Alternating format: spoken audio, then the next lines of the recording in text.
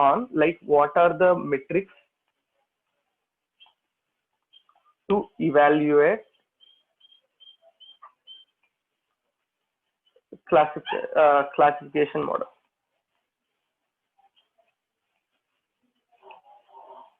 Okay, but for classification, there will be like a few different metrics. Previously, for regression, we have used something like a mean square error, but here are like even r squared and adjusted r squared. But when you take this for a classification, it will be little different, right? Mean square error actually doesn't make much sense. So what we will go is like we will be going with something else. So that we call it like precision recall, and there is one more like F1 score. So let me and there is something like confusion matrix which will represent with these scores. So many things. Okay, like all these are anyway relatable. Like you don't have to worry about these things. So what actually we'll be doing is, so let's try to plot a matrix here where you have y actual and y prediction. So this is y actual, this is y prediction. So actual is 0 and actual is class 1. And similarly prediction is 0, prediction is 1. So this will be containing your number of data points. Let us say you have 100 data points. Out of 100 data points, how many of them are like 0 and actually detected as 0? Okay, those will come here. Let's say out of all the 100, you have detected some 60 of them. Like there should be uh, okay, so there are, let us say, some 20 of zeros are actually detected as zeros. Okay, and there are like 20 of zeros which are actually detected as, so there are like some 30 of zeros which are actually detected as like 1. Okay, should be represented here. Similarly, in actual ones, uh, like few are wrongly detected, maybe some 60 are wrongly detected as zeros, and out of like one out of those things, like some 80 are wrongly correctly detected as ones out of. So it means that you have in total 50 zero class data points and 140. Okay, let's make it something like this. Some if it is okay, that's still fine. So okay, let's take this. Let me do it like 40 only. Okay, so that your sum is 100. So out of your ones, there are like total 100 points where it is ones, out of which 60 are detected as zeros and 40 are detected as ones. Similarly, in zeros, we have total 50 0 points, like class 0 points in ground.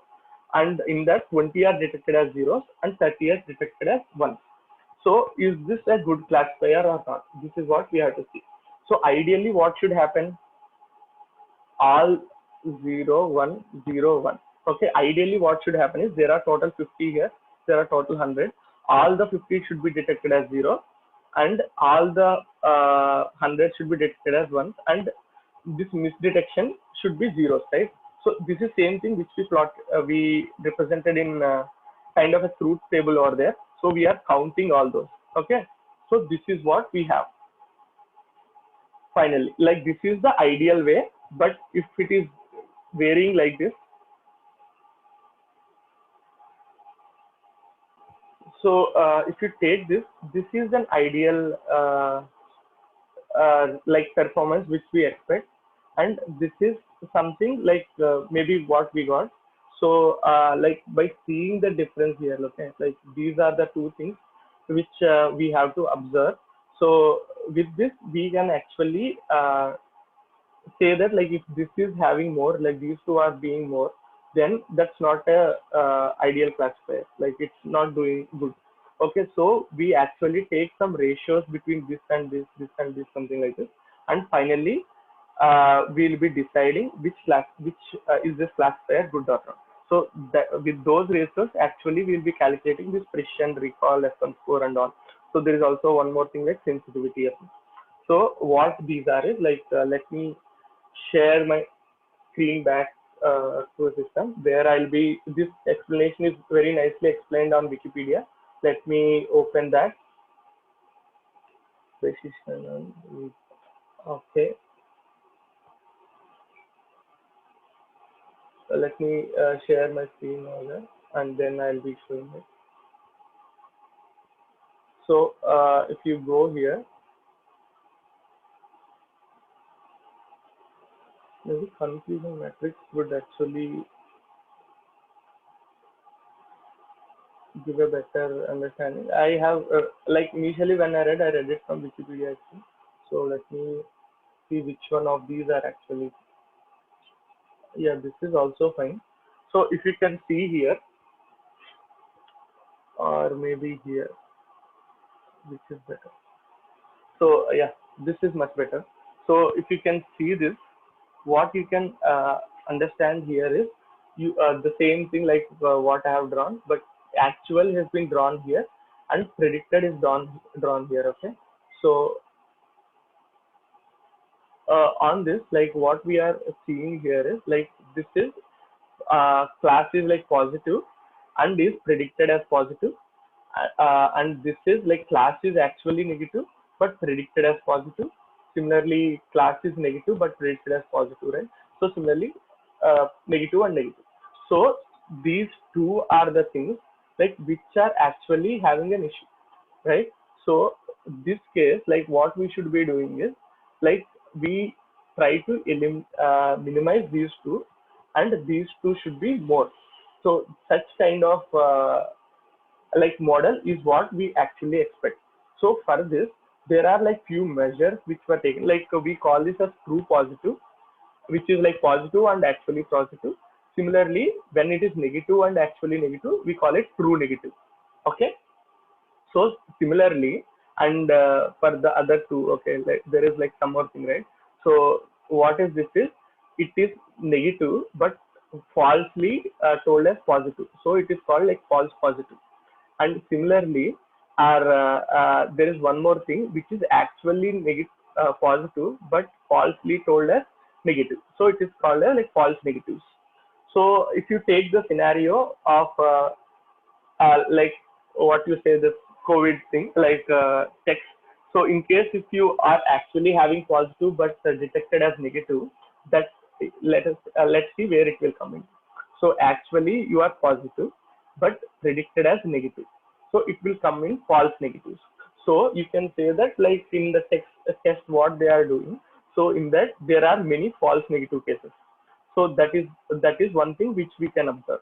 Okay. Similarly, there are like few kind of tests where they will be much more a kind of careful, and then what they will do is, even though there is a slight doubt that there is a negative, in the sense there is a positive, they will say as positive. Even though like in that kind of case, what will happen is many of the negative cases will also go into positive. So such kind of thing will come in false positive. Okay. So this is about confusion metric. So let's see what are these precision and recall. So accuracy is actually what are predicted positive and what are actually negative predicted positive divided by whole, right? Whole total. So that is what is this. So you can see the accuracy here, which is like true positive minus true negative, like whatever this is there, right? Like so, let me note it like in my notes as well. True positive, false true negative, false negative. Okay, you have prediction as actual. So this is how it is. So in this, what we have is accuracy is the first score what we can see. So we can say that my model is this much accurate. How much this much percent accurate. So how the percentage is known is like it will be like what are actually predicted correctly divided by total, right?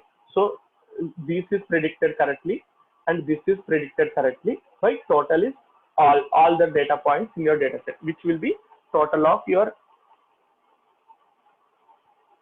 divided by TP plus FP plus Fn plus Tn.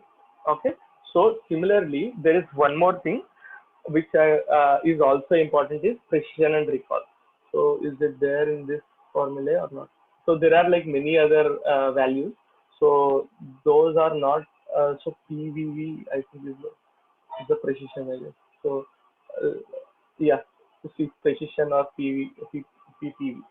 So what this actually gives the measure is like you can see precision. Where is precision? So it is true positive divided by true positive plus false positive. So which actually is true positive divided by true positive plus false positive. Right? False positive. Right? Yes. So which actually you can see that what are out of all the positives, how many of them are detected as positive is this measure, right? So let us say you have like 100 people whom you know already that they are affected by COVID. Out of those 100, how many of them are actually detected as positive by doing the test what you are doing? So with that, how many of them are actually detected as positive? So that we can call it as precision. Okay, how much is the precision for detecting your positive is what you are finding it here. Okay, so similarly, so okay, sorry, there is a small misinterpretation here. So this is predicted, right? Out of all positives it has detected, how many are real positives? That is what is actually a precision. So what it is like out of real, so it comes into this sense. So where it has detected as positives, okay, all the people like whom are detected positive, let us say 100 people are being detected positive using your test, how many of them are really positive? Okay, so they will do this kind of measure before even releasing this test. So out of 100, let us say 60 people are really COVID affected and they are detected as COVID, and there are like 40 more who are also COVID affected but did not detected as, sorry, uh, it is false positive, right? False positive actually is negative. Out of all those positives detected, like 60, let us say, are really like COVID affected, but there are 40 who are detected as positive but actually negative. Okay, so out of 100 people whom are detected positive, only 60 are actually positive. Okay, so then you can say your precision is 0.6. So something like this. Similarly, there is one more thing called recall.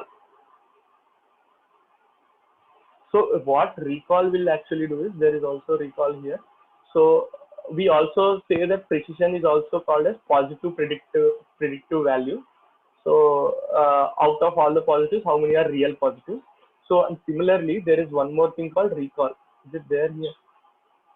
Let me search for recall. It's there in first.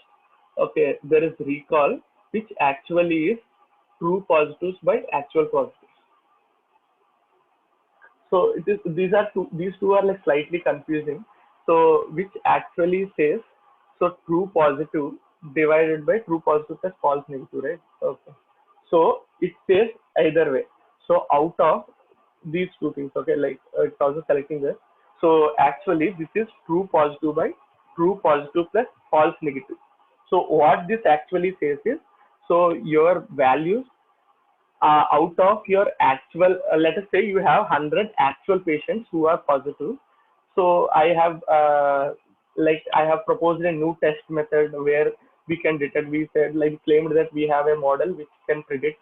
So what they will do is they will evaluate a model on those 100 real positive patients, and out of them how many are actually detected positive. So that is one more way of seeing.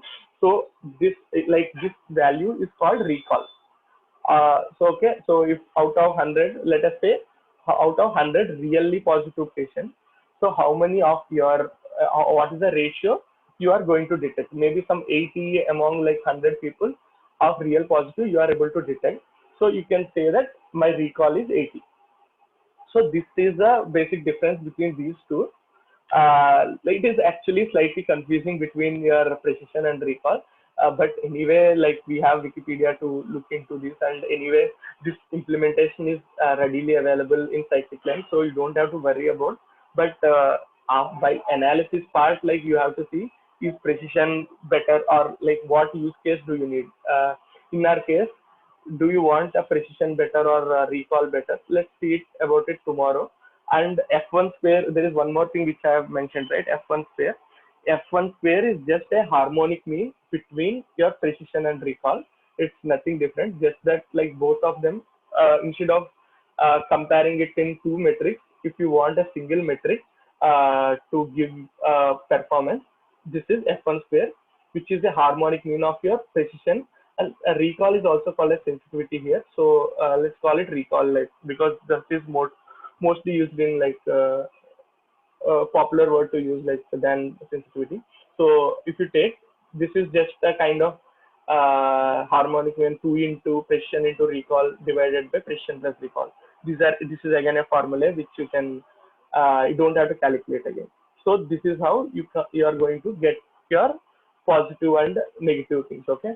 So and this false positive is also called as type 1 error, and false negative is also called as type 2 error. Okay, you don't have to remember, even I don't remember all these things like usually.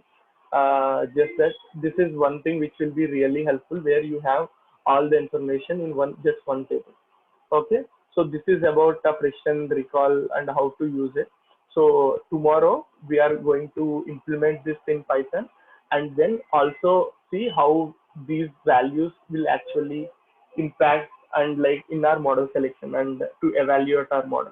Okay, so that is it for today. So let's meet tomorrow again for like new things. Okay, so there are like few more graphs which you can refer. Okay, that is it for today.